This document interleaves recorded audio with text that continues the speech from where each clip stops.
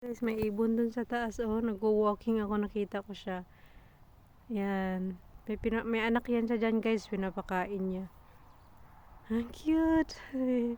Laki ng ibon. Videohan nga natin. Tagal ko na yan siya na hindi nakikita. Ngayon, nakita ko siya ulit. So, yun know. Ang itsura natin. Yan ang ibon, oh. Ganyan ang ibon, diba guys? Ang ganda nan. Hello, hello, hello, hello. Ganda ng ibon. Ibon pa more. May anak yan siya dyan eh. Pinapakain niya yata. Yung kanyang anak. Ayan. Nakatayo lang siya. Hindi ko alam kung ano yung gagawin niya. Nakatayo lang siya, guys. Bawal ka na. Dati wala yan dyan. O pwede ka makapasok doon. Ngayon sinarado na nila.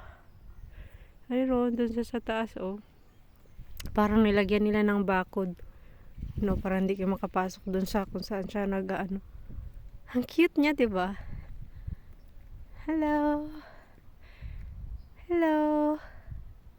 Hello, naririnig niya yata ako. May anak yan siya dyan, guys. Madami yan siya anak. Ano, yung araw, wala na yung araw, yung sunset. Andoon kanina yung mga sunset. Sunset na wala na siya kasi padilim na dito, guys, gabi na. Ayan, haba ng nguso niyan eh. Kita ko sa inyo, guys. Yung nguso niyan. Ah, hindi siya nagtagilid.